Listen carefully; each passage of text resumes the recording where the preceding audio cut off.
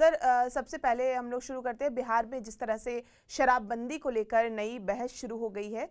NCAER ने सुझाव दिया है कि तेज आर्थिक तरक्की के लिए शराबबंदी खत्म करके फिर से एक्साइज ड्यूटी जो है वो लागू की जा सकती है। और रिपोर्ट का ये भी दावा है कि शराबबंदी से सरकार की जो बड़ी रेवेन्यू खत्म हुई और तस्करी निगरानी का जो खर्च है वो बढ़ा है। लेकिन कुछ अर्थशास्त्रियों का कहना है कि सिर्फ पैसा जुटाने के लिए शराबबंदी हटाना सही नहीं होगा। वहीं जीतन राम मांझी की अगर हम बात करें तो गुजरात मॉडल की मांग वो कर चुके हैं। हालांकि सरकार फिलहाल शराबबंदी हटाने के मूड में नहीं है। जेडीयू और नीतीश कुमार के लिए ये फैसला महिलाओं के वोट बैंक से भी जुड़ा माना जाता रहा है जब नीतीश कुमार का कार्यकाल था।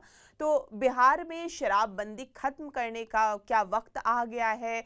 जिस तरह से रिपोर्ट का ये दावा है कि जिस तरह से एनसीईआर ने शराबबंदी खत्म की सिफारिश की है वो आखिर क्यों की है, और शराबबंदी हटाने के अलावा रेवेन्यू बढ़ाने के दूसरे रास्ते क्या हैं? जिस तरह से हम शराबबंदी को महिलाओं को लेकर जोड़कर देखते हैं कि महिला से जुड़े अपराध जो हैं वो बिहार में जिस तरह से हम मतलब आम अगर हम देखें आसपास में तो कहते हैं कि उसमें काफ़ी मतलब नहीं हुई है, वैसे मामले सामने ज़्यादातर नहीं आए हैं। लेकिन रिपोर्ट में ये भी कहा गया है कि जो महिला से जुड़े अपराध हैं वो लगातार साल दर साल बढ़ते जा रहे हैं। तो क्या ये जो सिफारिश है वो खत्म होनी चाहिए या क्या इस पर टेक हो सकता है?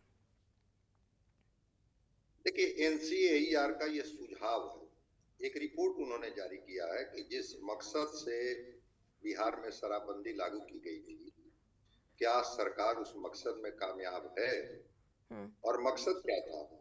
सामाजिक लक्ष्य हासिल करना, मतलब महिलाओं के ही मांग पर नीतीश कुमार जी ने 2016 में शराबबंदी की थी। तो क्या शराब बंद है बिहार में? शराब की उपलब्धता नहीं है, और अगर है तो फिर तो एक तरह से मैं मानूंगा कि राजस्व की भी आपकी हानि है। और दूसरी तरफ जो एक्साइज ड्यूटी लगा करके, चूंकि बिहार में रेवेन्यू के बड़े लिमिटेड सोर्स हैं, जीएसटी में जाने के बाद बिहार तो पूरी तरह से केंद्रीय हिस्सेदारी पर निर्भर कर गई है। 3,47,000 करोड़ का बजट है बिहार का, अपनी आमदनी तो इनका मात्र 60,000 है। और बाकी ये डीजल पेट्रोल जो जीएसटी से थोड़ा मुक्त है, इस पर ये वैट लगाते हैं जिससे इनका आता है। तो राजस्व का एक बड़ा स्रोत है शराब। लेकिन शराब आप रोक भी नहीं पा रहे हैं और रेवेन्यू का भी लॉस हो रहा है। तो इसको लेकर के ये जो एक रिपोर्ट आई है, मैं भी उस रिपोर्ट को पढ़ा था, एनसीएईआर की रिपोर्ट को। उसने एक सुझाव दिया है, रिपोर्ट तो पेश किया ही है कि क्यों ना गुजरात मॉडल है, जहां पर कई शहरों को ऐसा बनाया गया है कि अगर वहां पर वो व्यवसायिक केंद्र हैं तो वहां लाइसेंस सिस्टम पर शराब दी जा सकती है। तो क्यों न गुजरात के तर्ज पर बिहार में भी उस तरह से शराब दी जाए, जो एक लाइसेंसिंग की व्यवस्था हो, आपका निवेश भी रहे। जो कहते हैं कि मीट बहुत नहीं आपके इन्वेस्टर कर पाते हैं इस वजह से कि बिहार में शराब बंद है, इसकी भी संभावना खुलेगी। लेकिन चूंकि ये नीतीश कुमार जी का ये ड्रीम प्रोजेक्ट है, सरकार साहस नहीं जुटा पा रही है कि अगर हम जैसे ही शराब शुरू करते हैं, ऐसा न कि फिर जेडीयू को एक बहाना मिल जाए। अभी तो हम लोग अगले प्रश्न में बात करेंगे ही कि वो तिरंगा यात्रा में दोनों डिप्टी सीएम जेडीयू के नहीं थी। तो एक बहुत अंडरस्टैंडिंग जो है, सम्राट चौधरी जितनी बात वो कर लें, लेकिन अशोक चौधरी तो कह ही रहे हैं कि सेकुलर क्रेडेंशियल को लेकर के हम बिल्कुल अपने स्टैंड पर हैं। तो शराबबंदी को लेकर के सवाल बीच बीच में भी उठते रहे। जब भी शराब से मौतें हुई, अलग अलग प्लेटफॉर्म पर मैं बोलते रहा हूँ। ये नेशनल फैमिली हेल्थ सर्वे की रिपोर्ट है। महाराष्ट्र में तो शराबबंदी नहीं है, लीकर बैन नहीं है, और बिहार में शराबबंदी है। लेकिन महाराष्ट्र से ज्यादा लोग बिहार में शराब कंज्यूम करते हैं। आखिर ये शराब जब बनती नहीं है, बिकती नहीं है, तो इतनी शराबें परोसी कहाँ से जाती है? इतने शराब लोग कंज्यूम कहाँ से कर लेते हैं? तो इतना परसेंट लोग, 17-18% का एक आंकड़ा मैं देख रहा था, वही नेशनल फैमिली हेल्थ सर्वे का, कि इतने लोग बिहार में शराब पीते हैं। इसको लेकर के उन्होंने एक चिंता जाहिर की कि क्यों न एक कोटा सिस्टम के आधार पर, गुजरात मॉडल के आधार पर एक लाइसेंस कुछ जगहों पर दे करके, जैसे गुजरात में भी कुछ सिटी बनाई गई है जहां पर आप अगर जाएंगे तो वहां पर आपको मिलेगी। और जीतन मांझी जी का नाम लिया तो वो तो खैर शुरू से ही इसके पक्ष में, वो अपने अलग अलग तर्क देते हैं। वो कहते हैं कि अमीर लोग तो बच जाते हैं, क्योंकि शराबबंदी कानून में 2016 से 26 के बीच में बहुत सारे डाइल्यूशन, बहुत सारे परिवर्तन किए गए। अब कहा गया कि पहली बार शराब पीते हुए पकड़े जाएंगे तो बस इतने रुपए का उनको फाइन दे देना है और वो छूट जाएंगे।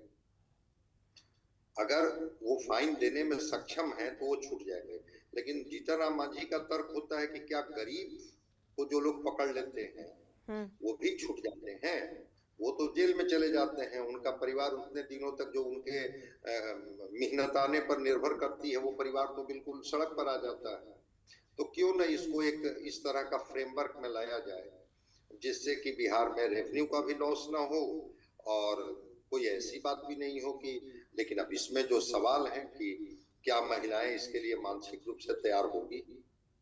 क्या महिला वोट पर उसका कोई असर नहीं पड़ेगा? क्योंकि सरकार जब भी कोई निर्णय लेती है तो उसके फैसले वोट के इर्द गिर्द होते हैं।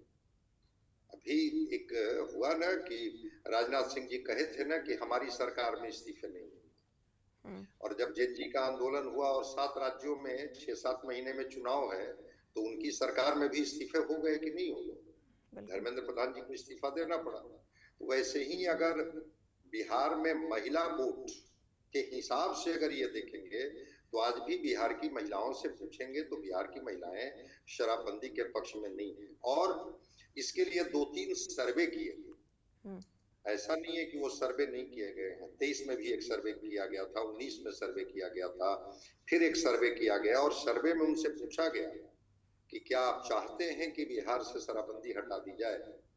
तो मैक्सिमम लोगों का मत था कि नहीं, शराबबंदी नहीं हटेगी। अब देखते हैं, सरकार एक जो बड़ा वर्ग है महिलाओं का, आधी आबादी जिसको हम लोग कहते हैं, उनके वोट बैंक की चिंता करती है और वो करके हिम्मत नहीं जुटा पा रही है। अपने अलायंस पार्टनर का, नीतीश कुमार जी का ये ड्रीम प्रोजेक्ट है, जैसे ही सम्राट चौधरी जी हटाएंगे एक सवाल उठेगा। और एक कार्यक्रम में मैं था, सम्राट चौधरी जी भी थे, उनसे सीधे सवाल पूछा गया कि भाई शराब कब हटेगी आप? तो उन्होंने स्पष्ट कहा कि नहीं, हम तो शराब हटाने के पक्ष में नहीं है। ये चूंकि आपसी संवाद में उन्होंने स्पष्टता कहा। तो जब मुख्यमंत्री जी ये कह रहे हैं कि नहीं शराबबंदी नहीं हटेगी, अब देखते हैं एनसीएईआर की जो रिपोर्ट है, जो उन्होंने रिमार्क्स दिया है, जो सुझाव दिया है, सरकार क्या उस पर कोई निर्णय लेने के लिए तैयार है? क्योंकि ये अर्थव्यवस्था का तो मामला है। आज ही विपक्ष के नेता हैं तेजस्वी यादव, उन्होंने सवाल उठाया है कि पूर्व विधायकों को, मंत्रियों को या जो और भी विधायक हैं उनको समय पर वेतन नहीं मिल रहा है, सरकार के खजाने खाली हैं। तो सरकार के खजाने भरने के लिए कोई ना कोई तो आपको रेवेन्यू के सोर्स जनरेट करने होंगे। और शराब बिक भी रही है, अवैध शराब का एक बड़ा कारोबार बिहार में पनप रहा है। तो वो जो अवैध शराब का कारोबार बिहार में पनप रहा है, एक पैरेलल इकोनॉमी खड़ी हो गई है, तो क्यों ना उसको थोड़ा सा एक लाइसेंसिंग व्यवस्था करके गुजरात मॉडल पर किया जाए। एक ये भी चीजें हैं। दूसरी तरफ वो महिला वोट बैंक, सामाजिक ताना बाना, अलायंस पार्टनर का एक अपना, ये चूंकि ये राजनीतिक फैसला नहीं है, सामाजिक फैसला। नीतीश कुमार जी ने जब निर्णय लिया तो ये राजनीति के फैसले नहीं थे, ये सामाजिक फैसला था, जिसमें महिलाओं की बात पर कि हमारे राजस्व का जितना भी नुकसान हो जाए हम कोई कॉम्प्रोमाइज नहीं करें। तो इनकी रिपोर्ट आई है एनसीएईआर की, देखते हैं क्या वो रिपोर्ट जो है उसमें जो राजस्व के नुकसान की बात की है, अवैध कारोबार की बात किए हैं। उन्होंने कहा है कि अगर शराबबंदी को हटा करके नियंत्रित बिक्री और जिस एक्साइज टैक्स के बारे में आप कह रही हैं कि एक्साइज टैक्स के जरिए अगर विकास के लिए संसाधन जुटाया जाए तो क्या बुरा है, इससे तो बिहार की प्रगति होगी, बेहतरी होगी। सरकार अभी सुझाव को मानती है नहीं मानती है, या अपने वोट बैंक जो महिला वोट बैंक है उनके प्रति कमिटेड है तो है रहेंगी, अपने गठबंधन के प्रति कमिटेड है तो रहेगी। देखना होगा कि सरकार इनके सुझाव को मानती है या नहीं मानती।